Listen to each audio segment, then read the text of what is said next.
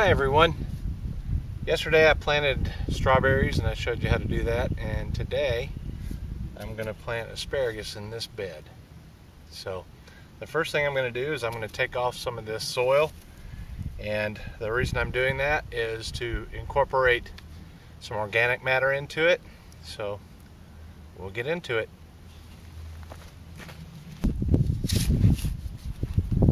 Now around the edge I've got French red shallots, and they're all coming up nicely, so I don't want to disturb that.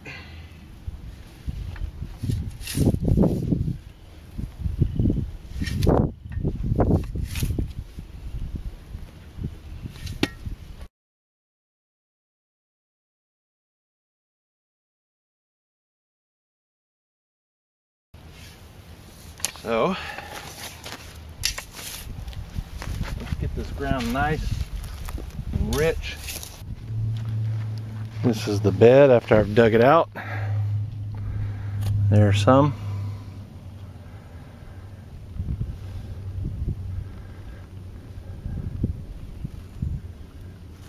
My nice shallots going around the edge, all the way around the perimeter. I'm going to add some 13-13-13.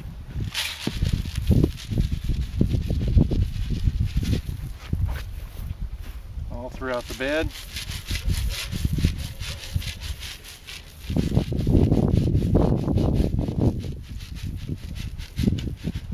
I don't know, maybe a couple pounds worth here. Pound and a half, something like that.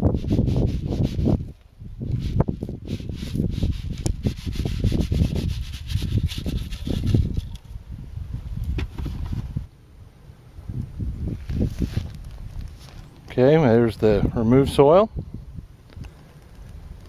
I've got a bag of coffee grounds that I picked up at Starbucks today. I'm just going to try to bring the pH down a little bit. It's at 7.2, I think, is what Arkansas State Extension said. So the coffee grounds are rumored to bring it down. I've never done it, but we'll give it a go.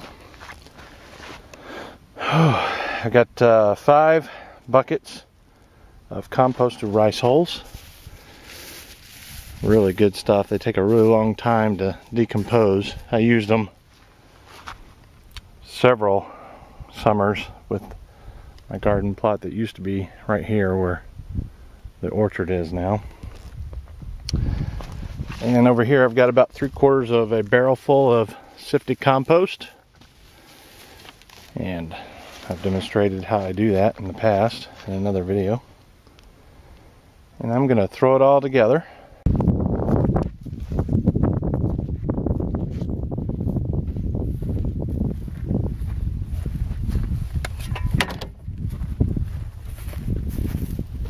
First thing we're going to do is we're going to create a barrier between this 13-13-13 fertilizer and the bottom of the roots for the asparagus. And we do that because nitrogen at least will burn new roots. So until that's incorporated into the soil through rain, moisture, we're going to create a barrier. At the same time, the roots, as they grow, they'll reach down into this fertilizer and give them the nutrients they need. So we're going to do the barrier of soil.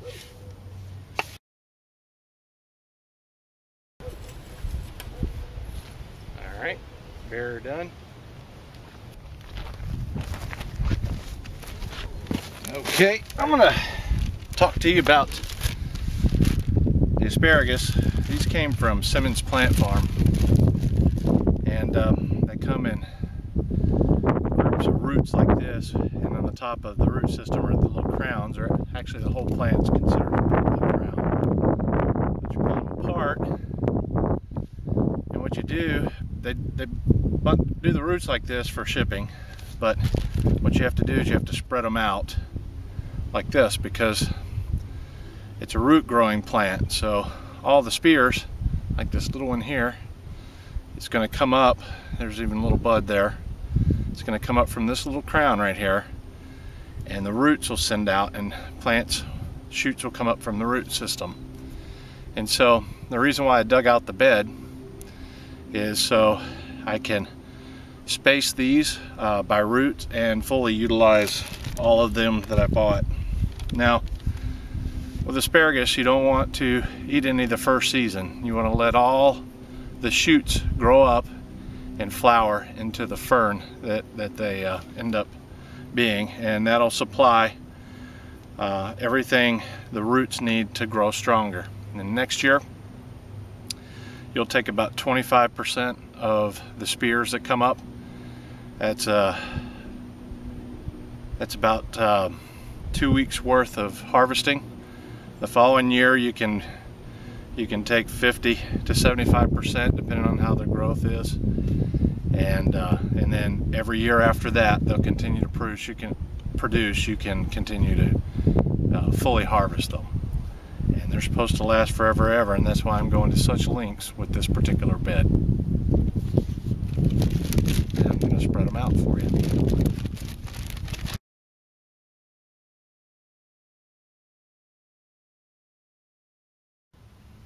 Okay, all the asparagus is laid out in the bed somewhat evenly. This particular variety is called UC 157, I'm pretty sure. It's supposed to be pretty prolific. Spacing is normally about 18 inches between, and I've got probably 12 or 10. And if it ends up being too crowded, I'll pull some crowns, divide them, and put them someplace else.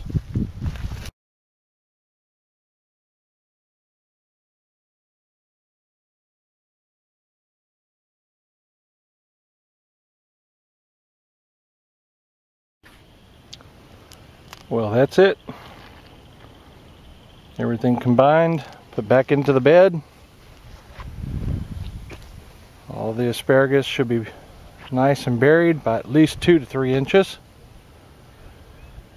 Even pulled some to the side to give the shallots a little nutrition. There's only one thing left to do.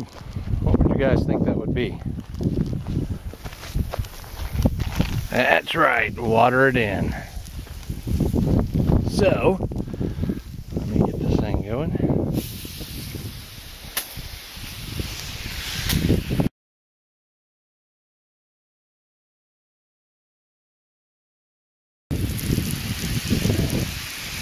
That's it.